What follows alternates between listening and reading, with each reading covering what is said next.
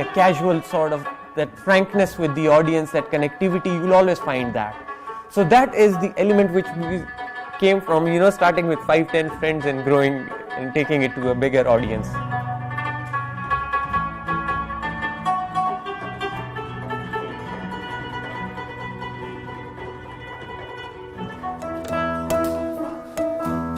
The actual name, it originated from Khumar actually. But then people just started associating your music takes you in a state of a trance or something. So those people who create that sort of an effect are called Khumariyaan. We started in 2006 in order to preserve our folk art, folk instrument. First of all, I and SHIRAZ joined together, and then SHAFIQ joined us, and after that SPARLAY. And since we formed and we are instrumental band. And from 2000 we are playing our music since 2009. The genre of our music, it's hyper. We basically use folk tunes, we really amp them up, give them a lot more energy, a lot more percussion. But if you look at it from a studio recording point of view, I would say folk rock. So live we are hyper folk and in the studio more folk rock. Instrumental, yeah.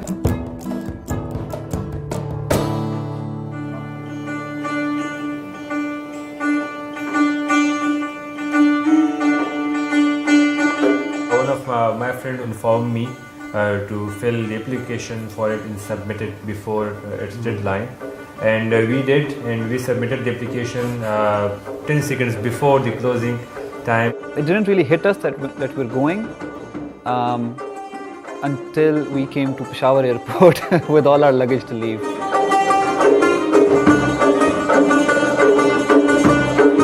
The performance of Asian Society New York, it was a chance for us to play for such a variety of audience. So indeed it was great.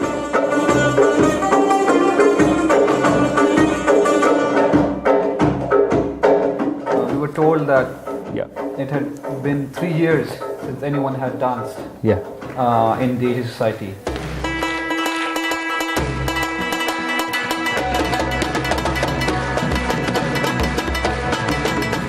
Playing music in a separate community was rather a better experience for us. Our perceptions were quite negative in the start, but gradually they changed to positive. We played in schools, in colleges, in old age school, in theaters, in different communities, outdoor performances, the street performance as well at the Harvard Square.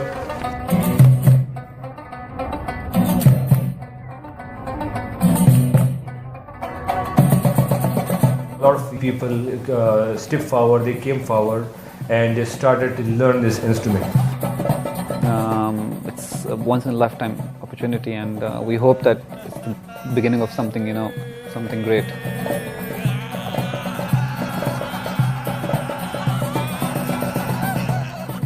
Cherry on top when you make it to the New York Times. And you're actually one of the really most successful, as I said, one of the most successful. Well, apparently, yeah.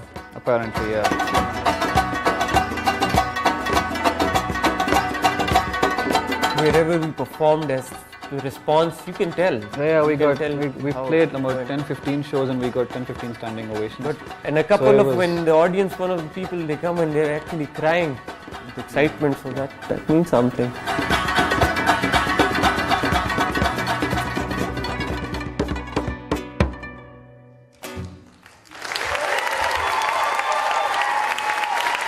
Our music was much more appreciated over there, and this was our main goal, to introduce what these instruments are, what type of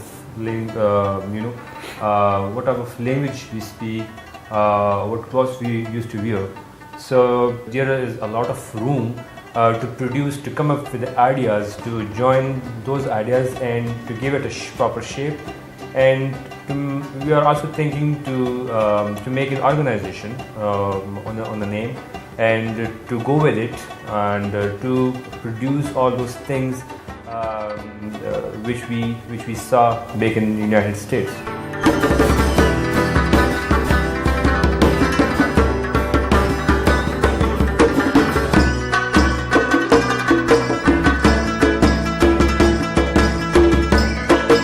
in any way, some way, music needs to be preserved and just put out there.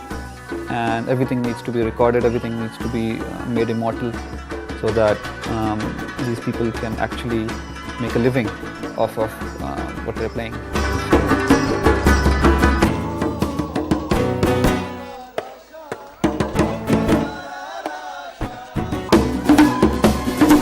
Be honest to whatever you're doing. It's like you do it either you want to be famous or you're doing it for the love of it. Yeah. So you have to decide that first and then stick to it.